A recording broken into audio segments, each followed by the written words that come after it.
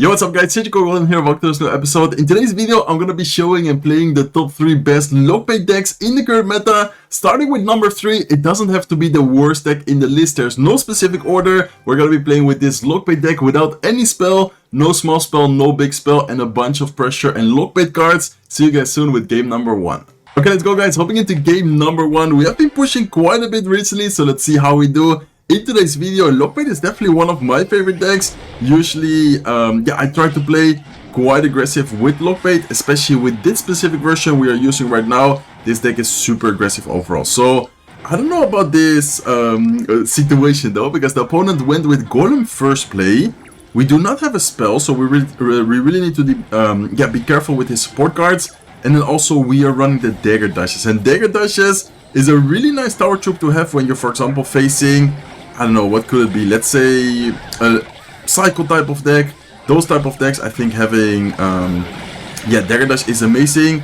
But against beatdown, it's really not something you want to have. So let's see how we can defend this. So far we are doing, I would say, a pretty good job, especially with our support troops. Dart Goblin is getting so much value, guys. And let's even keep under pressure a little bit more by going wall breakers in front of the Dart Goblin. So I would say that was probably one of the best defenses we could do in that specific situation. Especially considering that Dagger Dashes, whenever it's out of daggers, it's really, I don't want to say useless, but especially against a golem type of beatdown deck, it's really not the best tower troop to have. So let's go with a Goblin Gang here to quickly take care of the Fisherman, also to keep up our pressure a little bit. And I think, overall it's not a bad situation. I think it's going to be key to cycle towards Evil Valkyrie, because Evil Valkyrie, especially in some situations, to pull back the Golem, group up other support troops, could be quite important. And then also we're gonna probably go with a Goblin Barrel sometime soon. So this guy's just waiting right now. I'm not sure if he's actually leaking elixir or we had way more elixir than him. Let's go with Dart Goblin here because I know that he has the bets. So this way we can take care of the bets. We can force out some more elixir. And we also already almost cycle back to the Evil Valkyrie. So it kind of depends. If he goes with ability, we need to for sure go with Valkyrie because we do not have any spells in this deck. If he doesn't, I guess I'm just going to leave. And I feel like he definitely should be going with ability. Let's see if he does. Oh no, looks like he actually doesn't. Okay, interesting decision by him. Let's keep under pressure because he just invested 8 elixir in the Golem. Let's go with wall breakers. Let's go with a barrel towards the right side, and looks like he's gonna let both of the towers go. Wait, what?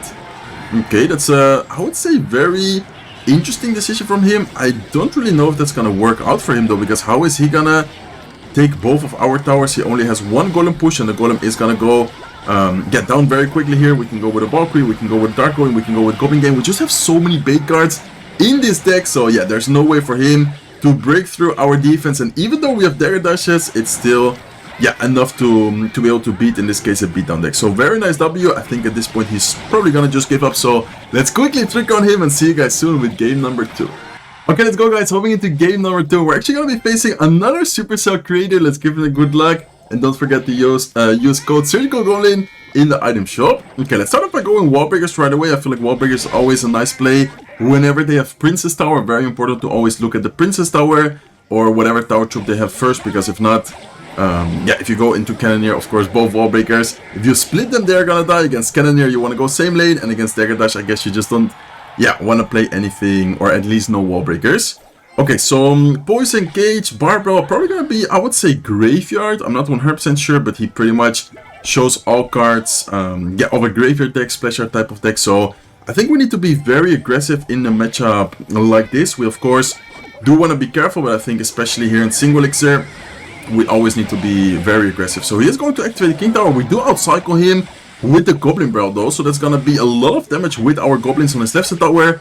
Dart Goblin stays alive as well, so it might be able to get one shot. It did get slowed down by the Ice Wizard, but still able to get a connection. Okay, he does activate the King Tower, which of course is not like ideal for us. It's not, amazing to go up against the deck with the King Tower activated, but I think getting a lot of damage early on is also very important. So, I guess we did at least get a lot of damage. Okay, let's go Valkyrie here to take care of the Goblin Brother. Also mainly to cycle towards the evolution. I think I'm gonna keep under pressure right side. Very important with this deck, even though we don't have any damage on the right side tower, to keep under pressure on both lanes. Because especially with the Evil Goblin Barrel, you always just want to be able to pressure pretty much any lane you want to. So, okay, let's have the Evil Barrel ready. He does go with a NATO. I think I'm gonna go Goblin Gang here. And I'm probably gonna keep under pressure, of course, here in both lanes. So let's go with the Ice Spirit towards the Evil Barrel. He does end up using his Barb on the right side, which is I don't know about that decision. Very interesting choice, in my opinion, because anyways, his left side tower was already the lowest tower. And then also the fake barrel, of course, went to the right side. So I'm not sure about the play, but anyways, let's go with a Princess. Let's go with wall breakers here as well. I'm gonna cycle the Valkyrie. He does end up using his Nado instantly. So no poison, no Nado in cycle. Great moment to support the Valkyrie with a Dart Goblin. And let's keep up the pressure right side once again with the Goblin Gang. Why do I go Goblin Gang? Just to force out Elixir defensively. And if he doesn't defend it, it's gonna be a lot of damage. Where we eventually maybe can, for example, go with like an evil barrel, get damage on that lane. Like, it all kind of depends on the situation, of course. Okay, let's go with Princess here. Let's go with a Dart Goblin. Valkyrie up high to try and splash everything while distracting the Baby Dragon as well. And we're looking really good, guys. Really nice pressure, really nice cycle as well.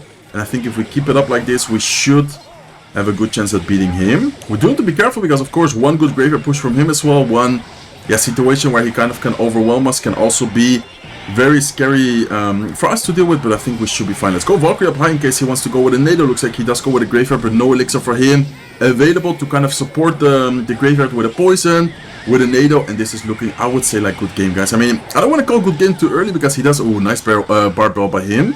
Okay, I thought he would use it on the Goblin Barrel, to be honest, but he actually kept it in cycle, so well played by him. But anyways, do you guys notice how he's not even attacking at all? He only did one attack with the graveyard, and it pretty much led him to, yeah, nothing, just because of how many spam cards we have and how good we can keep up the pressure. Okay, let's go with a Dart Goblin once again. Let's kind of cycle. Let's make sure we don't let him make that huge push. Let's go with wall breakers here to keep up the pressure as well. And I think I'm just going to continue cycling towards my barrels. Okay, let's go with barrel here. Let's go with Ice Spirit to kind of support the Dart Goblin. He does go with the Evil Knight. And look at the right side tower. Right side tower is going to take a lot of damage. Okay, let's go with Princess here.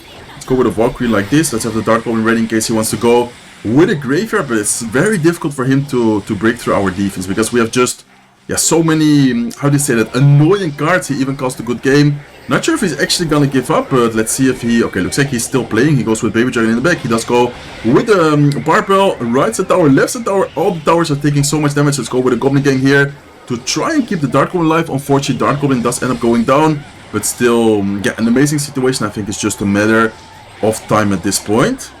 Okay, let's go with wall breakers here. Let's go with Princess. Let's go with another Dart Goblin. He might go with Nado. There's the Nado. Let's go with Ice Spirit here, trying to keep our Dart Goblin alive. Let's go with Goblin Gang as well. Dart Goblin, man, is just such a nice and but also annoying card for the opponents. Like, I feel bad for him because he's probably going crazy about the Dart Goblins, and especially this one being 1 HP but getting so much value. And I think that should maybe be a good game. I mean, we don't have a spell though, so that's the only kind of, yeah, negative thing about this deck, is that you cannot, for example, yeah, rocket the tower to finish it. You cannot, yeah, spell cycle. But anyways, it is going to be a good game. Right side tower 44 HP, left side tower 302 HP.